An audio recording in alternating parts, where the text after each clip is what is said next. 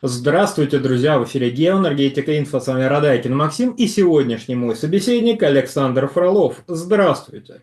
Здравствуйте, здравствуйте. Wall Street Journal. ЕС грозит санкциями Северному потоку-2, если РФ откажется от перемирия. Европейские союзники Киева пригрозили новыми санкциями против России, включая постоянную блокировку газопровода Северный поток-2. И это все на фоне того, что суд утвердил мировое соглашение между Nord Stream 2 АГ и его кредиторами. Александр, что такое происходит и чем это грозит? Для начала, еще в марте 25 года, когда пошли слухи о том, когда пошли, точнее, очередные слухи о том, что американцы могут как-то там выкупить Северный поток-2 и начать какой-то газ через него прокачивать, уже тогда представители Еврокомиссии выступали с той позицией, что Северный поток-2 нас не интересует, мы это не обсуждаем, это вообще очень дорого восстанавливать, это не в интересах Европейского Союза, Европейский Союз не получит диверсификацию источников поставок, если запустить Северный поток-2, потому что по нему пойдет российский газ, кто бы ни владел Северным потоком-2, а Северный поток-2 в любом случае должен будет подчиняться международным и европейским нормам при эксплуатации. Так вот, кто бы им ни владел, все равно это будет российский газ, это не в интересах Европейского Союза и все такое прочее. Это первое. Второе. 6 мая 2025 года была опубликована дорожная карта по отказу от российских энергоносителей. Мы долго ее будем еще упоминать, тем более в следующем месяце, то есть в июне. Европейская комиссия собирается представить какой-то пакет нормативно-правовых актов, которые будут регулировать различные аспекты, связанные с отказом от этих самых энергоносителей. А к концу 2025 года Еврокомиссия ждет национальных планов от стран-участниц Европейского Союза по отказу от российских энергоносителей вообще и от газов в частности. Но прежде чем мы коснемся темы самой вот этой вот дорожной карты, я замечу следующее, что 6 же мая выступил еврокомиссар по энергетике. Так вот, это настолько восхитительное высказывание, обозначающее вполне конкретное отношение к России, к газу российскому, да и вообще, что с ним надо бы ознакомиться для понимания того, что можно, что не можно, как это все будет работать. Итак, Россия представляет угрозу для всех нас. Это публичное официальное заявление еврокомиссара по энергетике, опубликованное на сайте Еврокомиссии. Пожалуйста, вот зайдите. Я уверен, что многие не поверят. Серьезно это вот заявил? Не, многие, понятно, поверят, но кто-то не поверит. Зайдите, пожалуйста, на сайт Еврокомиссии, посмотрите. Поэтому мы должны действовать, говорит еврокомиссар, поэтому мы предпринимаем эти, вот это вот отказ от энергоносителей, важные шаги, важные действия для обеспечения нашей собственной независимости, и так далее, и так далее. Это второй момент. И третий момент, это, собственно говоря, дорожная карта. Дорожная карта по отказу от российских энергоносителей.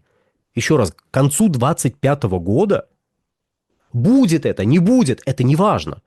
Но к концу 2025 года Еврокомиссия хочет получить планы национальных правительств по отказу от, в частности, российского газа. С точки зрения, возвращаемся к первому пункту, кто бы не обеспечивал прокачку газа через Северный поток-2, он будет, в общем-то, совершенно справедливо, считаться российским газом. Тем более, что Еврокомиссия в рамках вот этого плана по отказу от российских энергоносителей хочет усилить меры по мониторингу, по контролю за источниками газа. То есть откуда конкретно вот этот газ пришел? Не из России ли? И если из России, предпринимать какие-то шаги. Не прямо сейчас, но вот в момент, когда начнут действовать все вот эти нормы, предусматривающие отказ от российского газа. Задействовать эти нормы должны к концу, точнее, начать действовать эти нормы должны вот к 27 году. К концу 27 года. А к концу текущего года, по идее Европейской комиссии, та часть российского газа, это преимущественно СПГ, понятное дело, которая поступает через спотовые механизмы, в принципе должна перестать поступать и в Европейский Союз. Ведь, как известно, Европейский Союз сокращает потребление газа, а предложение скоро вырастет. Если что, нет, Европейский Союз последние месяцы увеличивает потребление газа. Ну ладно, в общем, может быть, Еврокомиссию к концу 2025 года будет ждать некий статистический сюрприз. Какой вывод из этого мы, собственно, можем сделать? Еврокомиссия и Евросоюз вообще отказываются от российского газа. И на этом фоне звучит высказывание про «Северный поток-2», что на него может быть наложен постоянный запрет на эксплуатацию. Все останется на том уровне, который имеется сейчас. Кроме того, вы, в принципе, к 2027 году отказываетесь от... Я не говорю, что вам это удастся, но вы для себя решили, вы знаете, внутренне приняли вот это вот решение, записали его на бумаге, опубликовали эту бумагу, не постеснялись ведь. Вы говорите, что вот отказываетесь. А что конкретно? Я сейчас, да, знаете, можно было бы 4-м пунктом поставить отказ от импорта ископаемого топлива к 2050 году, по крайней мере, того ископаемого топлива, того природного газа, который должен идти на энергетические нужды, потому что сейчас уже делаются оговорки о том, что, на неэнергетические нужды мы, конечно же, будем там какие-то объемы закупать. А как дела с водородом? Извините, что перескочил, просто с водородом как дела. Природный газ на неэнергетические нужды в значительной степени используется для производства водорода. Не на 100%, но в значительной степени. Еще раз, не на 100%, все понятно, но в значительной степени. Как дела с водородом, с вашими водородными планами? Они же должны как-то повлиять на вот эту статистику. А что-то как-то из вот этой вот дорожной карты по отказу от российских энергоносителей, откуда я, собственно, беру вот эту историю про то, что где-то там 100 миллиардов кубов мы будем импортировать для неэнергетических, мы будем использовать для неэнергетических нужд. А что так много? Что, с водородом что-то не так? А как там Фишер-Тропш поживают? Все в порядке у них? Извините, что вдруг неожиданно про Фишера-Тропша, но что-то как-то синтез-газ вспомнился почему-то. Я даже не знаю, почему. Ну да ладно. Считаем, отскочили в сторону, закинули некую тему, которую как-нибудь еще раскроем, будем надеяться. Я не касаюсь, я вот, знаете, боюсь просто касаться вопроса про 2050 год, потому что он совсем уж нас в такие отдаленные и концептуально, видимо, сложные для ряда европейских политиков моменты уведет, что, его не надо, не касаемся сегодня. Вот первые 3 пункта. Россия представляет угрозу, нам не нужен российский газ вообще, мы «Северный поток-2» не рассматриваем, кто бы им ни владел. И 3, дорожная карта по отказу от российского газа. Вот 3 пункта. Мне кажется, их вот с головой должно хватить, чтобы на любую угрозу газопроводу «Северный поток-2» поднимать бровь и говорить: ребят, вы о чем? Он не работает, по нему не идет газ. И, судя по вашим документам, которые сейчас определяют стратегию развития энергетики на ближайшие, пару десятков лет как минимум, вы не собираетесь покупать российский газ ни в каком виде, откуда бы он ни шел. Еще раз, дискуссионный вопрос, что можно какие-то хабы создавать, что там турецкий хаб, допустим, где, конечно же, будут покупать вообще не российский газ. 100% не российский газ. Любая система мониторинга тебе скажет: слушай, настоящая Прада, а вот газ вообще не российский. Газ узбекский. Хороший, но ферганский газ, извините, что-то вот как-то понесло. Мы этот вопрос он витает в воздухе, вот о хабах, о неких иных механизмах продажи российского газа. Но мы сейчас о другом. «Северный поток-2», он все-таки довольно однозначен в начале маршрута и в конце маршрута. Сделать вид, что, знаете, в районе Усть-Луги вдруг неожиданно образовался какой-то нероссийский газ, будет со всех сторон очень тяжело сделать. И физически, и юридически, вот как угодно, вот не посмотри. Соответственно, тут, история закрыта.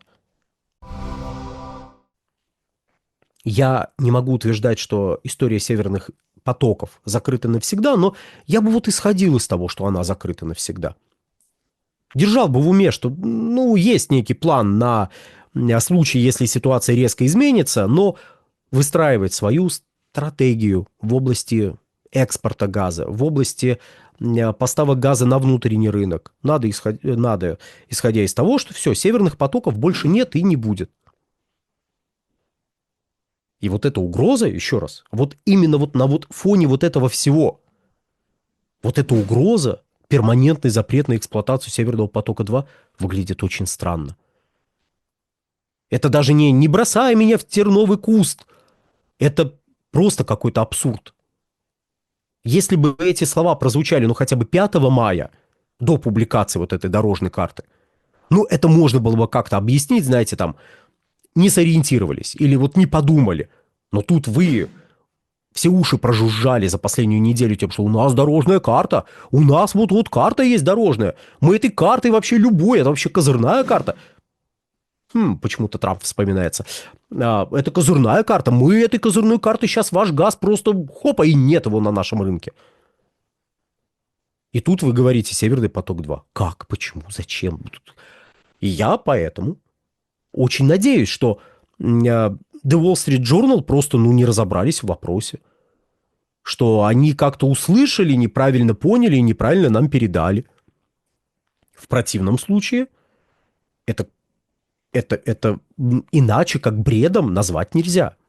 Но исходя из всего того, что только за последнюю неделю творилось, приезжать куда-то и говорить, мы тут сейчас будем ваш теневой флот, там удвоим количество судов, подпадающих под санкции в вашем теневом флоте, мы будем дальше давить новыми санкциями, а еще мы введем запрет на Северный поток-2. А чего мелочиться? Давайте пригрозите еще с запретом перманентным на эксплуатацию первой нитки Северного потока, второй нитки Северного потока. Введите запрет на эксплуатацию северной ветки нефтепровода «Дружба» для поставок российской нефти. Введите запрет на эксплуатацию и прокачку российского газа через польский участок Ямал-Европы. А еще запретите украинский транзит российского газа. Перманентно. Чем вот эти предложения отличаются от предложения по Северному потоку-2? Только тем, что Северный поток-2 мелькал в информационном пространстве? У меня есть, знаете, только одно относительно разумное объяснение. Именно относительно и вот относительно разумное. Вот 30 апреля было заключено мировое соглашение. Это компании, энергетические компании, которые вместе с «Газпромом» по сути строили Северный поток-2, но из-за имевшихся санкционных ограничений напрямую входить в капитал Nord Stream 2 они не могли. Поэтому они выступили как кредиторы. То есть они ровно ту же сумму давали, какую давали бы, если бы у них была доля в Nord Stream 2, АГ. Но они давали как вот кредит. Пожалуйста, кредит, вот эту сумму верните потом. И еще чуть-чуть сверху, потому что мы работали, мы деньги давали. То есть, по сути, они сделали то же самое, что делали участники проекта «Северный поток». Но там было прямое участие в акционерном капитале компании. Поэтому вот таких странных телодвижений вокруг первого Северного потока мы с вами пока что не наблюдаем. А вот с Nord Stream 2, да, вот такое происходит. То есть там банкротство может быть, потому что вот кредиторы, а вот деньги, а вот надо возвращать. Возвращать можно было бы, если бы эксплуатация продолжалась. Эксплуатация могла бы обеспечить возврат вложенных средств, исходя из имевшихся договоренностей. То есть это не кто-то просто вытянул бы эти средства. Нет, просто газ прокачивается, идет оплата за газ, и вот с этой оплаты идут деньги инвесторам. Александр, большое спасибо за комментарий. Друзья, подписывайтесь на телеграм-канал Геоэнергетика, подписывайтесь на телеграм-канал Александра Фролова. Ссылки будут в описании и закрепленном комментарии. Там же будут реквизиты для желающих финансово поддержать наш проект, чтобы мы дальше также бодро вещали на всех площадках без монетизации. Спасибо, до новых встреч. Да, дорогие друзья, на нефтегазовую игру, телеграм-канал мой персональный, и на Инфотек подпишитесь, пожалуйста. Вам не сложно, мне приятно. На сегодня все. Всего хорошего.